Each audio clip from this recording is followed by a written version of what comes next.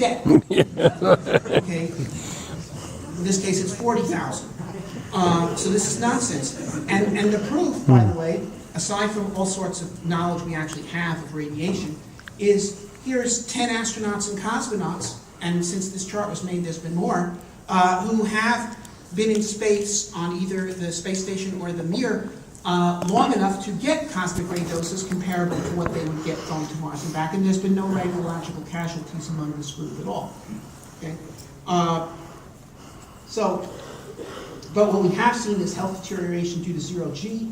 That can be counteracted by tethering off the upper stage of the booster that threw us to Mars, spinning up. This will create artificial gravity, and we can avoid the weakening of bones and muscles that zero gravity causes. Now, I should mention 6-month transit to Mars is the same as a standard rotation on the space station, and of course people like Peggy Whitson have done twice that. And they certainly survive it. But they are weakened, and since the task on Mars is exploration, field exploration is like heavy-duty backpacking, you don't want to have them weakened. You want them to be effective. That's why I go to Mars. So I believe artificial gravity is the right way to go, and I think it's long overdue that NASA launched an artificial gravity satellite so as to see the long-term effects of artificial gravity, or partial gravity, rather, on mammals from Earth. It's in fact astounding that they haven't done it since they've been in space since 1958.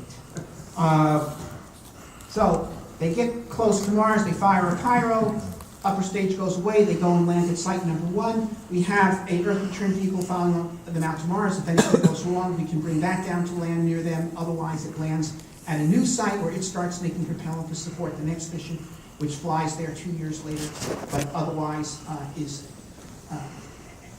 and then along with another Earth return vehicle, which is their backup, but which otherwise opens up site number 3.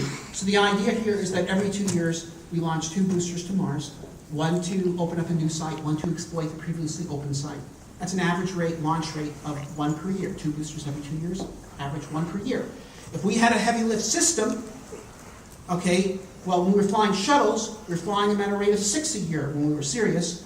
Okay, this is 1/6 of our heavy lift capability. That means we can do this program in parallel with other programs, such as, for instance, a moon program. And so there are people who say, oh, the moon, not Mars. And some people say Mars, not the moon. That is not my position. If it's the moon or Mars, yes, I'll take Mars. But I don't think that it is. I think that if we had a Mars program, we would want to run a moon program in parallel, not because we have to be on the moon for 40 years before we go to Mars. No.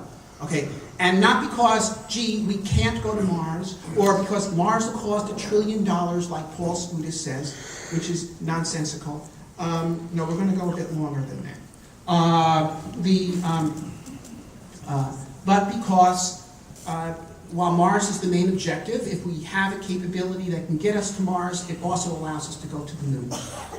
And so we should take it all. So here, as people know, is an actual photograph of the Mars base. There's the Earth return vehicle. There's the habitat reactor in the background, some solar panels for backup power, a small pressurized rover, looks like a little SUV for long-distance exploration, an inflatable greenhouse to learn how to grow crops on Mars. Explore there for a year and a half, because get the planets to move around, so you have an open window back. At the end of that time, we go back and leave this behind. It's available for the use of future missions. Okay, and there you go. And so that initially we might, have a wide distribution of landing sites to explore lots of areas, although close enough to each other that they're within the one-way driving range of the ground transportation. There's Texas is on Mars, and if you land there and you want to avoid the flood, you can just drive over to it.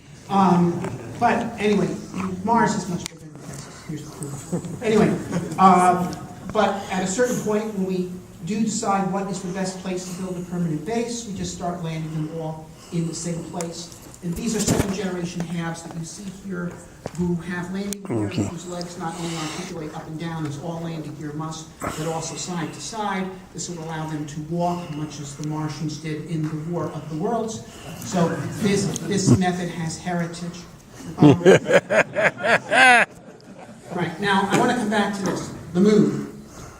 Okay, how do you build a lunar base? Use the same hardware. In fact, this is the key to building a lunar base. Build a lunar base with the same hardware set that is 80% of the hardware set you need to go to Mars. That makes the lunar base much more useful. It makes it much more justifiable, and guess what? It's the best lunar base.